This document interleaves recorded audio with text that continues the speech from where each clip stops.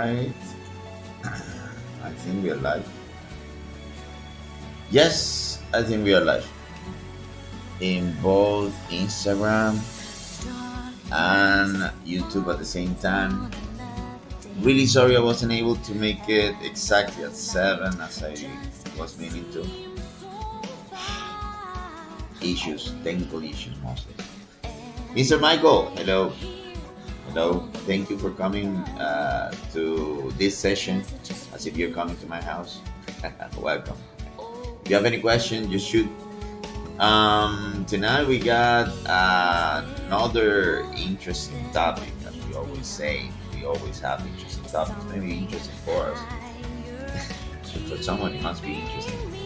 A lot of people that get to watch us actually do say, yeah, they like them. So, hey, it's good.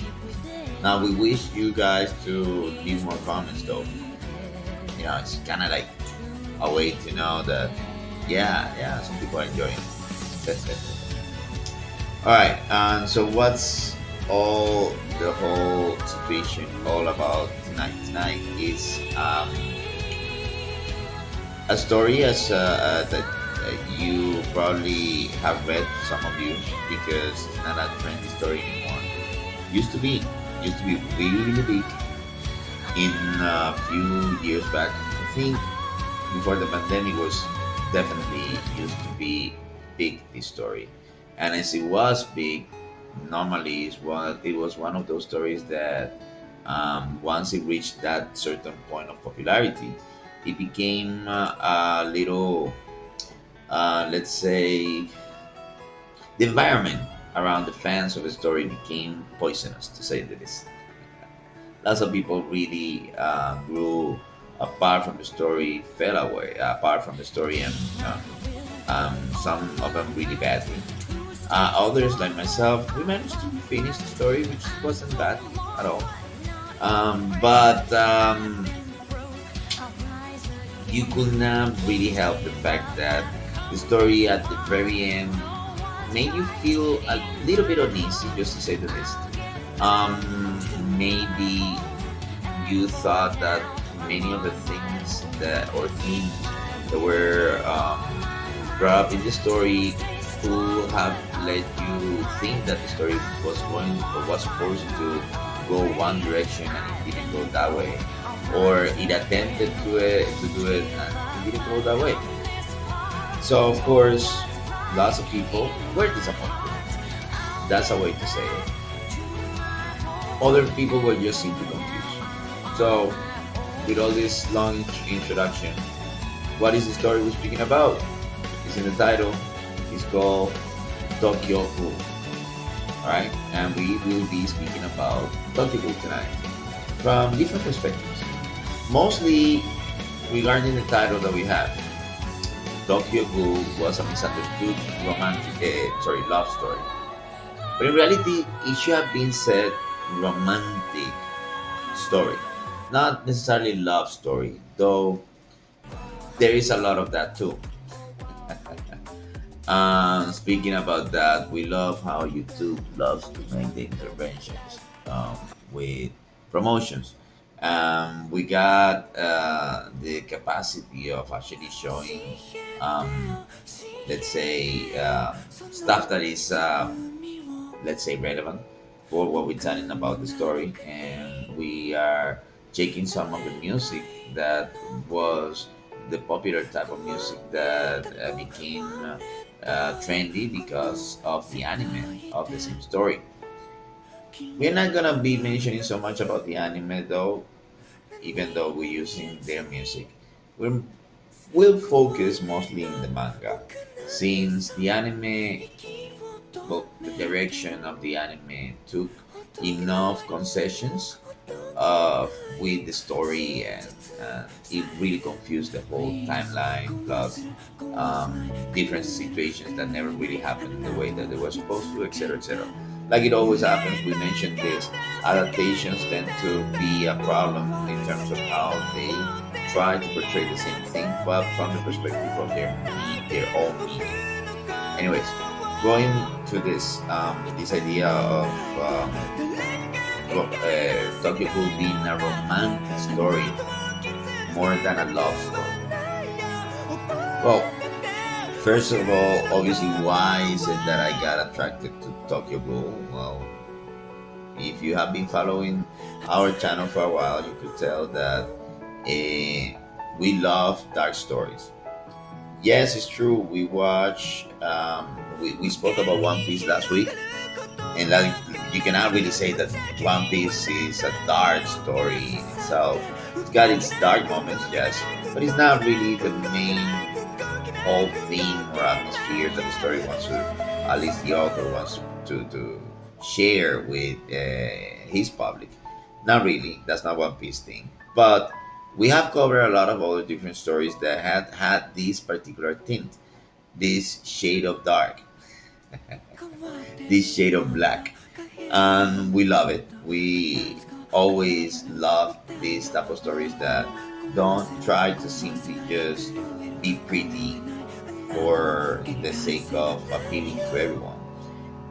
Stories that are more or less crude, raw, serious, and heavy, and sometimes even goofy, doing the whole combination of possibilities with genres that they explore. But we love stories that like to play with our imagination, and our imagination in most of the cases gets bored with the simple easy visuals of normality. That's why darkness invites you to explore more, and as you explore more, well, you get scared because you get to find out that reality is way more complicated. Yes, yes, it is true.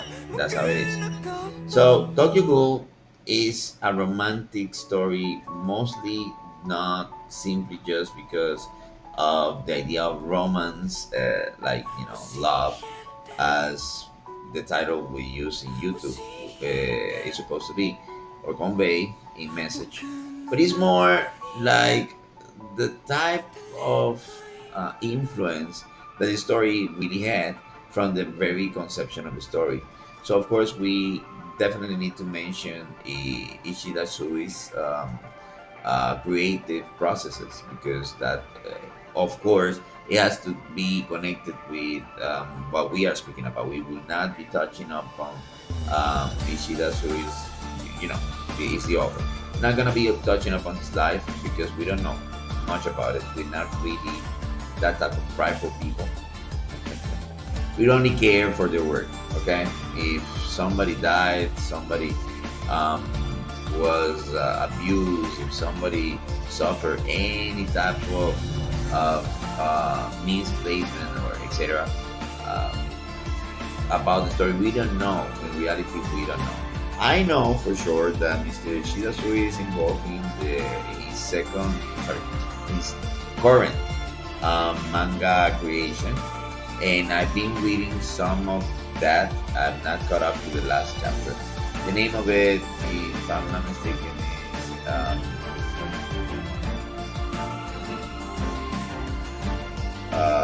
is something about a board.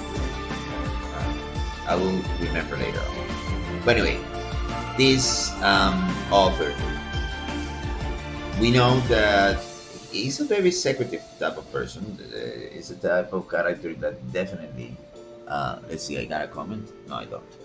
That is a type of character of creator that likes to keep for himself, okay? Which is 100% respectable, especially if we live in the world of today, you know. The world of today is so crazy. And you need to have your own private space, especially once you have reached such levels of notoriety, you know, as once the manga became popular, he obviously got a great, awesome possibilities for him from that moment on, with the different contracts that he got for the TV series and different seasons, and then the live action. Yes, there is live action for Tokyo Ghoul. It's not the best, it's not the worst, it's another one. of those live actions that you know people don't comment too much about. Anyways, that's not the topic for tonight. Why romantic? Again, we know that there is a moment in the history of literature, about the romantic writers, these people that live, um, let's say, in ways of exploring deep emotions. All right, you find lots of these people, basically, what it's a period almost about 100 years between the 1800s and the 1900s. You got obviously huge influence of um, the industrial era, pre-industrial and industrial era, and science, of course, and lots of more intrinsic type of, let's say, different humors, different moods for when it comes to um, what people like to convey in their stories. I mean, during those 100 years, you had several important novels that were seminal for the horror stories. Like we have Dracula, we have Mary Shelley's Frankenstein, etc., etc. But even though you have a little bit of this in Tokyo Ghoul, the most important influence is, of course, Kafka. In the story, if you have read the story, by the way, we begin with the spoilers part of the story. If we have read the story, we know that Kafka is even mentioned from the very beginning in the story, and so we know that it's a direct influence that Ishida Sui used to recreate his story. But not only Kafka was there as a theme in terms of some of the most important themes that were explored, as we know.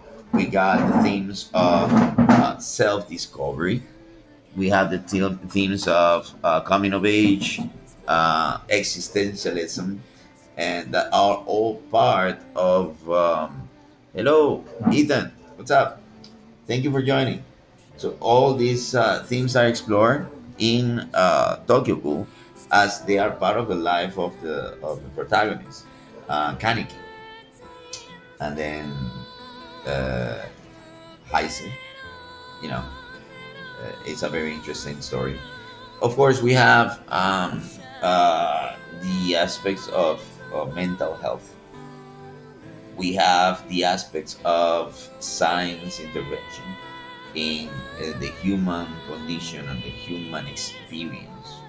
We have other themes, let's say, of course, gore. We have other themes, of course, S&M. Yes, there's a lot of S&M in the aesthetics of Tokyo Ghoul, something that you could find also in the Matrix aesthetics, because the Wachowski were really big on those type of leather clothing. Anyway, we have these themes that are really important throughout the story.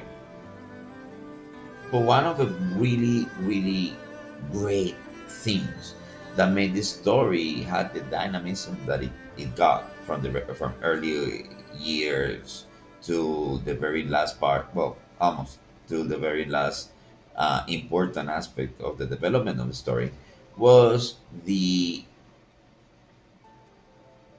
pseudo policial, okay, type of stories. You know, police stories from early 1900s and late 1800s.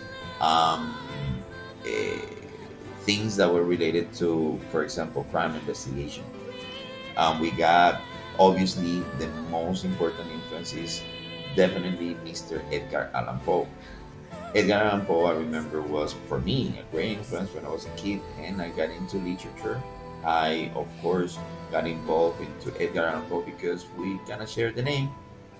My grandpa used to call me Edgar to differentiate me from my dad, and we both share the same name. And I got to receive the shortening by my grandpa, and of course I loved it. And ever since I realized that that name was connected to Edgar Allan Poe, I said, "Wow, man, this is great." I have someone that was really, really interesting whose name could actually be connected to my name too. And of course, I started reading everything I could get hold of from Mr. Poe. And apart from biographic references, um, I loved this series of short stories that ended up with Crimes of Rue Morgan. I love that story. The fact that this story was supposedly the first policial or investigative or investigation thriller type of narrative written stories. It was great because, I mean, if you get to see any type of movie that has to do about the solving of a mystery of some murder, some crime, and if you love that type of thing, this story is basically what has influenced each one of them. The best stories have been basically the ones that have used the best examples from this story, and the ones were the ones that didn't really understand some of those concepts were the stories that never really made it as to be that recognized in this particular type of storytelling. Again, the crime investigation type of solution of the crime sort of thing. Okay, so Edgar Allan Poe with Crimes of Rue Morgue, um, is, he established the aspects of multi-layer way of thinking that a person that commits a crime is supposed to have, and then at the same time the combination of the multiple possibilities of chaotic coexistence that we all have when we live in a big city. And we all know that victims of this story were simply victims of a city's similar way to what Kaneki Ken, the protagonist of Tokyo Ghoul, has to go through. We all know he begins by explaining that his life is in reality not to be considered a comedy. Instead, it's supposed to be considered a tragedy because things that happen to him are on the tragic way. Like he sort of loses a lot. That's it. Let's perceive things from perspective, okay? Let's try to analyze the story from the very beginning till the very end and consider what aspects of the story actually aim at least proving the point that we're trying to make by saying that Tokyo Ghoul is a romantic story. All right, so let's begin by mentioning, for example, one of the setups that we have about Tokyo Ghoul, as we all know, is the whole conflict between the beast and the world, right? Major spoiler. So we all know that the beast and the world were basically type of society, or yeah, society and sub-society, um, mutual support coexistence. Though in reality, we know the way in which this works is more or less as the pressure group or the pressure prone group. History have shown so many different instances in which for a group or a major group of people to succeed in life, there needs to be a pressure in another group of people. This doesn't really happen for free. Okay, slavery, for example, we all know that slavery was the reason for why countries that had a lot of slavery became so rich, like the U.S., like many European countries, because of slavery in their colonies, etc., etc., etc. So that's history. We're not really putting fingers at anyone. We just simply just pointing fingers. Sorry. We're just simply just mentioning a fact. that that group of people was being oppressed in order for other groups of people to succeed, right? We know that situations like, for example, women have been oppressed by men throughout the history of humanity. And we know that because of that, society thrives today, because women have sacrificed themselves for many years and many years and many years of actually taking care of all these babies, all up to the moment in which we decided, like women actually can now choose to be moms or not. So we don't know what's going to happen in the future, but the time in which women were oppressed was something that needed to happen. Not that way, because I'm not preaching for, the oppression of women. I'm just saying that that's what happened.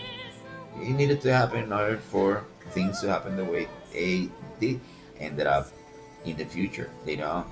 And we all know that history has made us more and more and more empathetic with other people.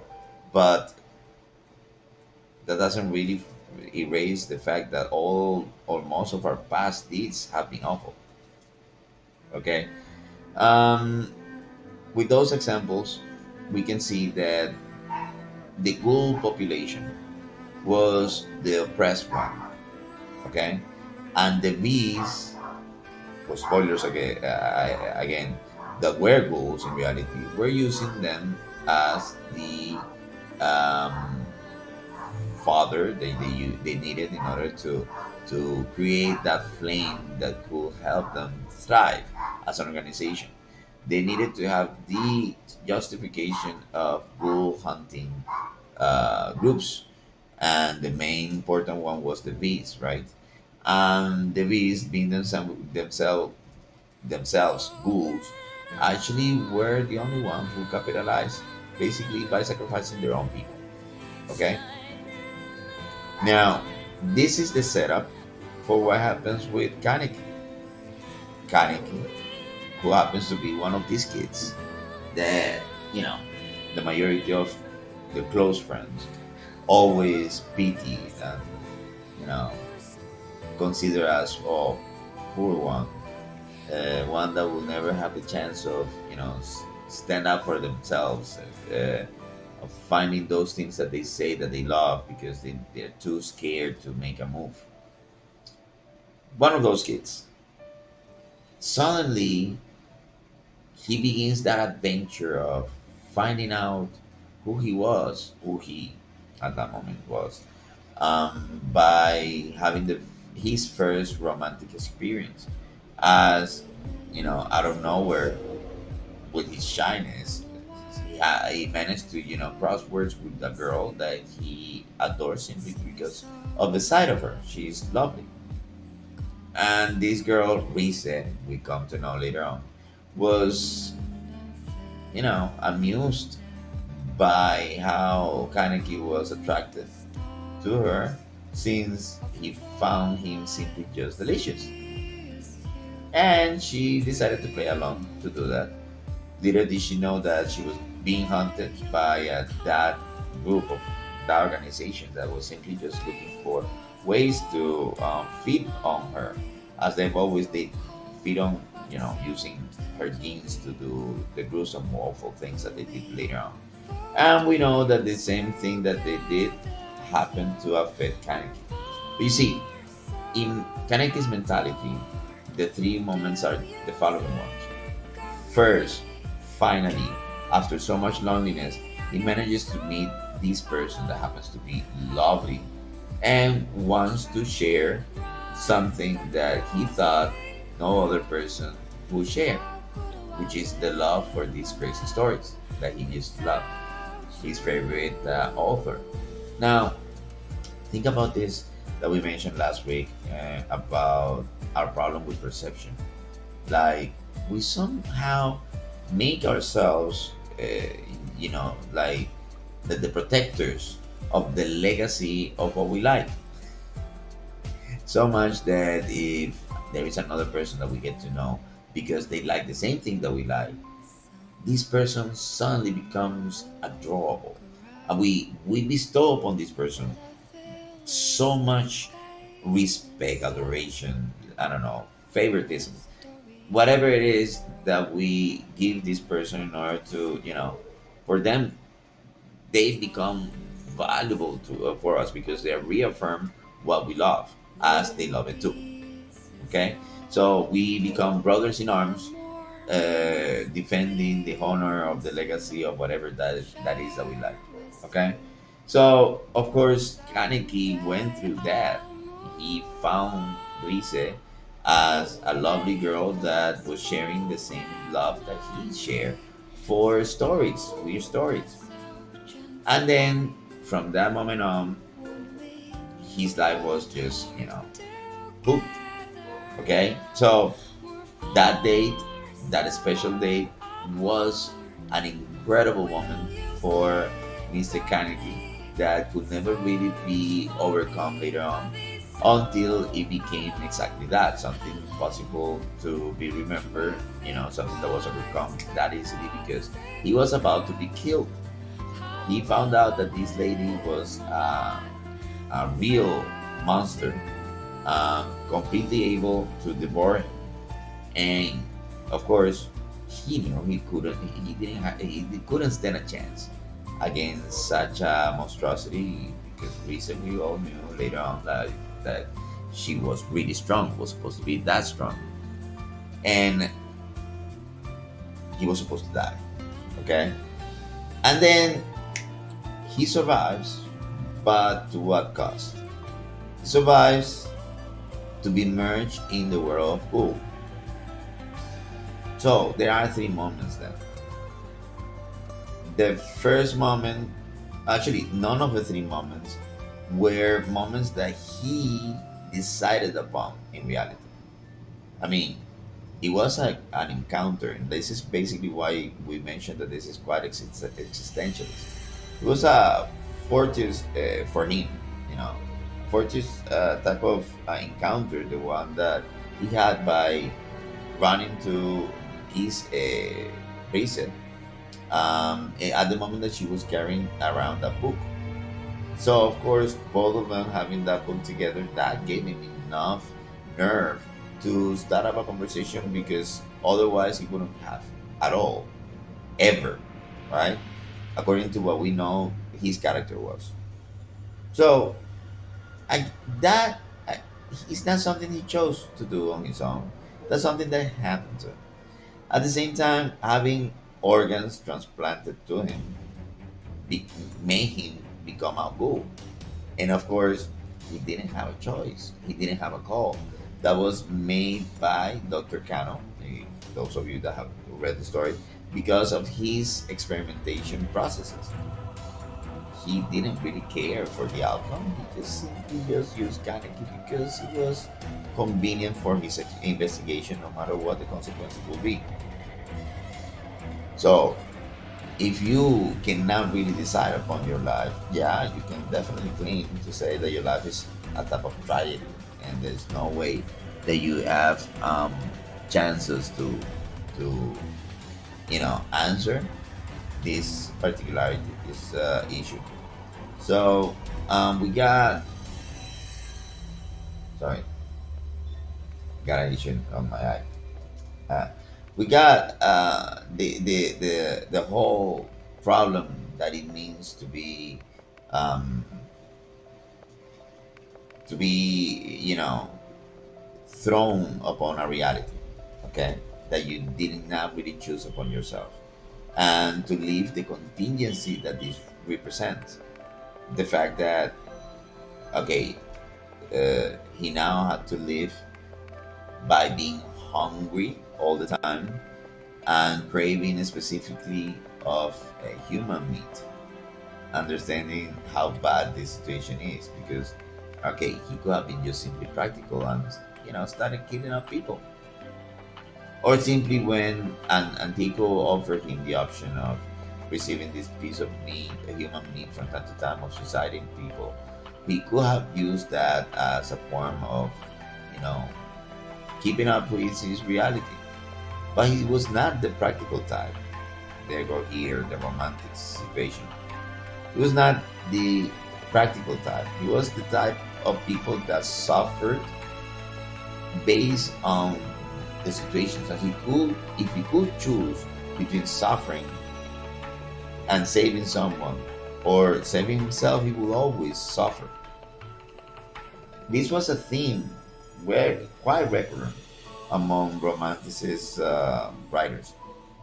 And in fact, I remember this teacher that used to tell me that these people, these writers, in order to feel these deep emotions, he sometimes self indulge on uh, harming, sorry, in self harm, one type of another. Like for example, staying up late at night with little clothing and catching a cold was good enough for them to actually write about symptoms related to being a cold or having a cold.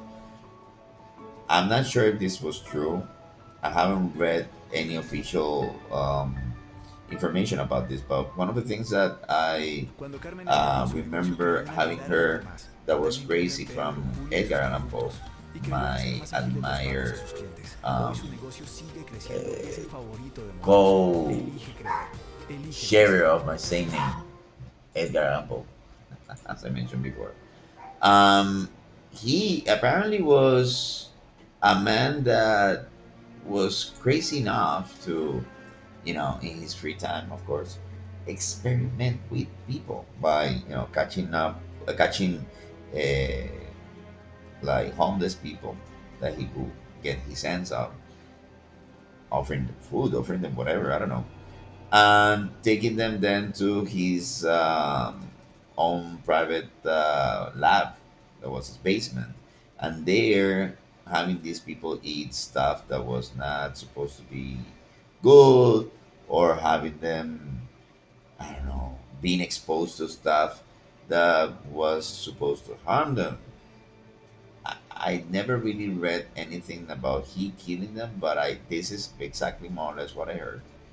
And that in itself works with the themes of that time.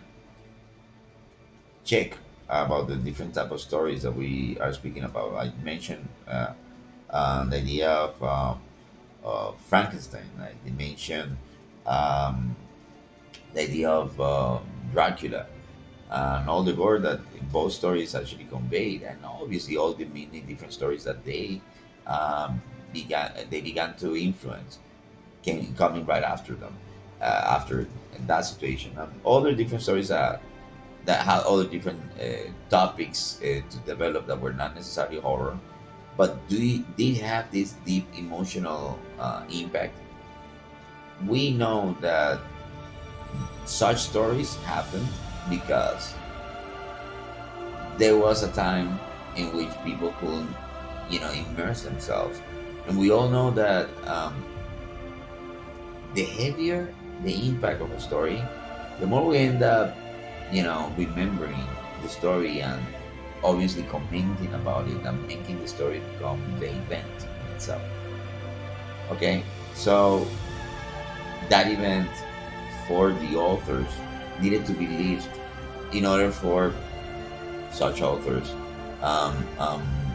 to express that type of feeling, those type of feelings that they consider necessary to, make or rebat, like reassert their art.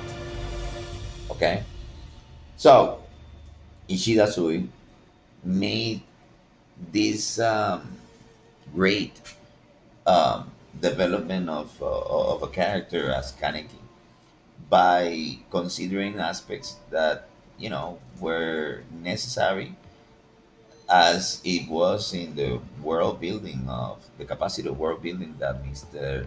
Edgar Allan Poe had in different of his stories. As I mentioned, the crime of a rue morgue, I did. There is the Telltale Heart. There is the Usher House. These stories, if you get to read them again after you have read Tokyo Ghoul, you realize so many different type of connections. Okay, you got, for instance, the like one of the central themes developed in Tokyo Ghoul is obviously mental health. Apart from all the things that I did mention before, like existentialism, like S&M, etc. Um, this one, this particular aspect, the aspect of mental health, it it dwells on the, obviously the whole situational knowledge of what we have of what is the subconscious. Okay, Kaneki's subconscious switches place throughout the story many times, having confusing even the readers by not really knowing who the real Kaneki in reality was. That little kid, he had so many different dialogues with. Then who was the real Kaneki, the crazy one that was full of simple, destructive power? That one is a little bit easier to be define because, of course, we all know that the it represents the core of unhinged emotions that we all have, right? And once we let them go, we let go the control of them. And once they take over, we are capable of doing stuff that we don't even recognize being capable of doing, right? And we know that that is the case with when Kaneki loses control of his Kagome and he becomes the centipede. And as he becomes the centipede, we know that even his last outburst manages to destroy most of Tokyo. As we all know that then we have this particular power that he has, capacity of grow and keep growing no matter what. It's not really something that he could control. And at the same time, it's sort of marvelous, you know, because this allowed him to keep living. Remember, people. First, he fell in love. Second, he thought he was about to die. Later on, three, he is alive, but he needs to live as a different than human being. We go with Kafka and the metamorphosis. And we know how the metamorphosis is a good way to describe that process, that falling of grace that Kaneki had from humanity to coolness. Okay, and then there comes all the other social aspects of, uh, you know, social awareness that he develops once he realizes that most ghouls don't have a good life in reality. Most ghouls are forced to live the life of alienated beings simply because of simply because of that particular type of craving they have, since they don't have any other option to choose among what things they can eat. Whatever type of food for them is poisonous. They have to learn how to eat poison in front of other people to simply pass for uh, humans when they are not humans. So that's in itself overwhelming for anyone, right? Think about that situation, being put in that situation in which you have to eat other humans in order for you to keep alive. And you cannot really kill yourself because your body has become that of a bull with regenerative powers or self-regenerative powers will not allow you to kill yourself. But then you will have to be put in situations in which you may actually die by trying to achieve that thing that you require now, food. Okay? You can die of starvation, as I know of possibility also in Tokyo.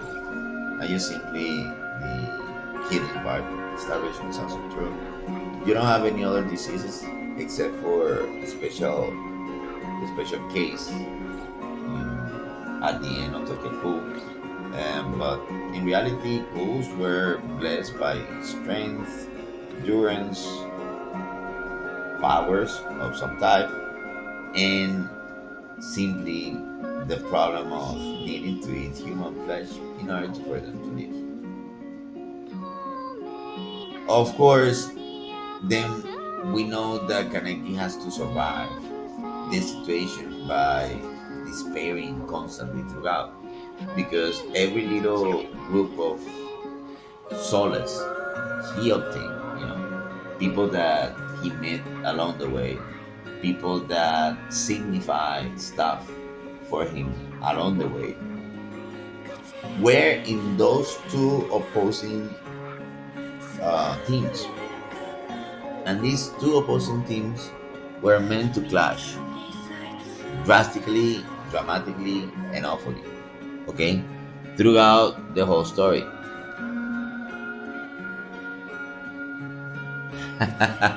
Thank you, sir. Thank you. Thank you. I thank you for the missing part. Well, any comment, any question, leave us there, and we're gonna make a comment about what you guys said later on. Thank you for your comment. What was I saying before? Yeah. Okay. So we got that every little group that Kaneki gets gravitates towards to has or ends up being, simply just disbanded because of his condition, not being complete cool and not being a complete human. Of course, not being capable of being any. And these two groups obligated to oppose each other for no matter when and no matter how. We have these two groups super opposing each other. So this was not the best reality to being brought back, right? Nonetheless, he decided that he was supposed to continue life until whatever. Well, that's what the author actually mentions. And this situation of life becomes the conceptual romantic situation that we know of, that if a person cannot obtain one thing, that person would prefer to die, right? That's the romantic outcome. In most of the cases, the connection to actually the value of life and the way it is connected between life and death. It's one of those things that make the romantics, or the whole movement, the romanticism, as a weird one, because it got quite a lot of quality, but at the same time, so much emotion, so much of it. Tokyo Ghoul, those of you that have been listening to the soundtracks, those songs are obviously from the series. You could tell that there were a lot of emotions that the producers wanted to convey in the anime, because the manga itself, the way in which Ishida Sui draws his panels, so great in detail, and you cannot help to notice that something weird happened in the last 2 years of the series, in which, I mean, in terms not of quality, because I don't think that the quality in itself was the one who was, that was dropping like abysmally as it did. I think it was just simply the quality of storytelling. Like, you could tell that Ishida reached a particular point, and from that moment on, or he didn't have more ideas to say, or he simply was too overwhelmed by the producers, or his producers, or his editors' pressure, that he decided to just simply, I don't know, cut things as fast as he could without really focusing in any of the often dialogues, necessary in this situation. Like, one of the main ones is, at the very end of the story, you got Kaneki Otoka and a child. Does that mean that there is a solution between you know, humans and ghosts, did they reach any type of solution? We have other things like we got a the apparition and disapparition and apparition again, and not 100% clear idea of a clown group, the clown crew. Um, the cases of the V's. The V's themselves were, when they were introduced, that was almost at the end, were introduced in such a way that you realize maybe this wasn't planned from the very beginning. So, of course, I'm mentioning some different aspects, but there are many, many more. I haven't really watched the story in long, long time, so I'm using mostly my memory. But I can tell you that from the time that for the time that I really watched it, and then I read it all until the very last chapter, that there were times that I felt that maybe the offer was pressured, maybe the situation was rushed, and for that reason it got confused. Okay, so I guess topics such as the policial one, the policial one, the mystery one, the horror type, etc., etc., etc. Those topics might have actually made the the romantic one, principle as the main source for the story. Nonetheless, the story is great. It's awesome. So obviously, I am strongly recommending anyone to go watch it or read it because come on, why not? It's really great. So, but of course, it is important also to understand why the connection to these group of people and what is the situation of today.